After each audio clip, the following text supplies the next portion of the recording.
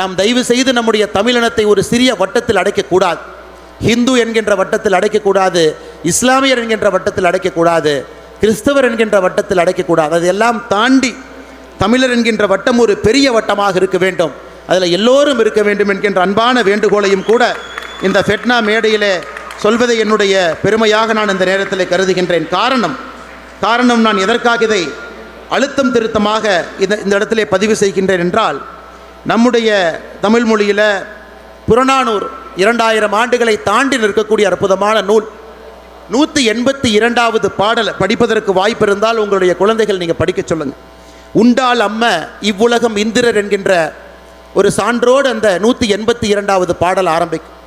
அந்த பாடலுடைய உட்கருத்து பார்த்தீங்கன்னா, ஒரு தமிழன் எப்படி இருக்க வேண்டும் என்றால், அமிர்தமே கிடைத்தாலும் அதை பகிர்ந்து உண்ண வேண்டும், சினம் கொள்ளாதவராக இருக்க வேண்டும், தூங்காமல் அஞ்சாமல் உழைத்து புகழுக்காக தன்னுடைய உயிரையும் கொடுப்பதற்கு தயாராக இருக்க வேண்டும், உலகையே கூலியாக கொடுத்தாலும் கூட சான்றோர் பள்ளி சொல்லை கிடைக்க பெறாத ஒரு தமிழினமாக இருக்க வேண்டும், தன் முயற்சியை பிறர் நலனுக்கென ஆக்குபவராக இருக்க வேண்டும். எப்போ சொல்கிறாருங்க? 2000 ஆண்டுகளுக்கு முன்பு புறநானூற்றிலே சொல்லப்பட்டிருக்கக்கூடிய ஒரு கருத்து. அப்போ எத்தனை மதங்கள், 2000 ஆண்டுகள் இந்த உலகத்தில் எத்தனை மதங்கள் யோசிச்சு பாருங்க. கிடையாது.